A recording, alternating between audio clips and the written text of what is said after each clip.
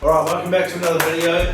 Somehow, in some way, I've been fortunate enough to get my hands on one of maybe 2 or 3 Cannondale SUPERSIX EVO LAB71 edition bikes in New Zealand. I somehow got it for the shop opening and I've had it for the last week or 2, and I thought before I give it back that we have a good first impressions and have a good look at this bike. We're going to weigh it. We are not going to ride it in this video. This is a $20,000 bike, so I'm not going to ride it. But yeah, I thought it would be really cool to take a look at it because this thing is absolutely gorgeous.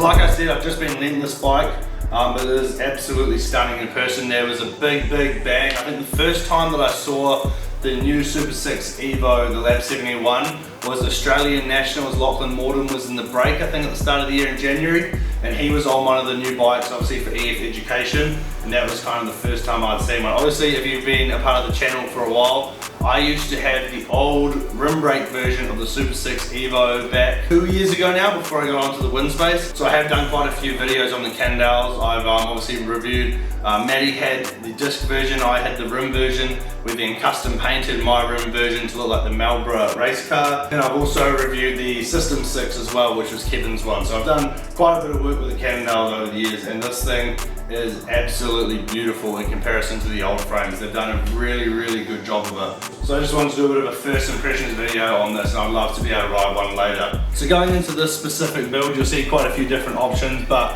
this is built up with the new SRAM Red 12-speed E-tap, so that has the full Axis wireless group set, which is pretty cool. It's running a 1030 cassette, obviously pretty pristine bike. It's pretty much brand new. It's got the matte black version of the LAB71 frame, which is cool. It comes in 3 different colors. I'll pop them up on the screen now. I think the one that has more like the pinky red is probably my favorite model of this. This specific one is in a 54 centimeter. This one has on the Zip 353 NSW wheels, which is like the shark tooth design here. Also never ridden any of these, but they look pretty cool. But it's got some pretty grunty tires on it, just the Grand Prix, not the GP 5000. I'd say that these are in I think they're in a 30 mil as well. So pretty flush with the rim as well, so these are some pretty thick rims.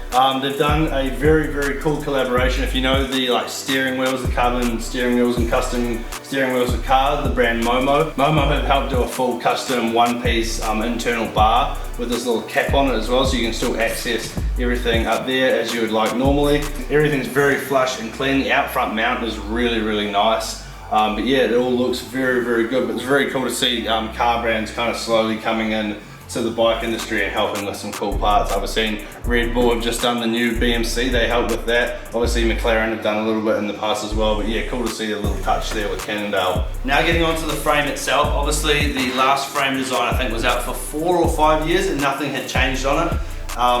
It still keeps some of the aggressive lines, it still looks from this angle very similar to the old SUPERSIX EVO, but there are quite a lot of differences just to the frame itself that you can notice straight away just in the eye.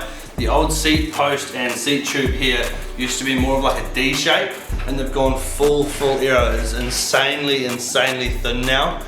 Full aero Monty down there, so you can't actually get the battery if you had DO2 battery in this, if you're running Dura-Ace or Ultegra in here, because it's just so narrow. But it is really good looking. And then at the exact opposite end of the spectrum, the forks are significantly wider. They are absolutely ginormous now. If you look at that, kind of like bow out, and then they also come out this way as well. They're very aggressive looking, meant to be super fast. But yeah, it's a very stunning looking bike, and it is very expensive. So yeah, now talking about price, this is not a cheap bike. This is probably one of the most expensive bikes on the market right now. These top end, like top end road bikes have just gotten absolutely ridiculously expensive. I think if you buy a fully built Dura-Ace DI2 LAB71 Cannondale SUPERSIX EVO in New Zealand, you're looking at $19,999, so pretty much 20 grand. But this one is running SRAM Red, which I'm pretty sure off the top of my head is a little bit more expensive than Dura-Ace. And this one also has the zip wheels, so I'm guessing this one here is probably closer to $22,000. Yeah, it's absolutely ridiculously expensive. Like, that's as expensive as a car, and it's just a carbon road bike. But yeah, it's very, very cool. Cannondale have had some pretty bold statements about this bike, saying it's the ultimate race bike.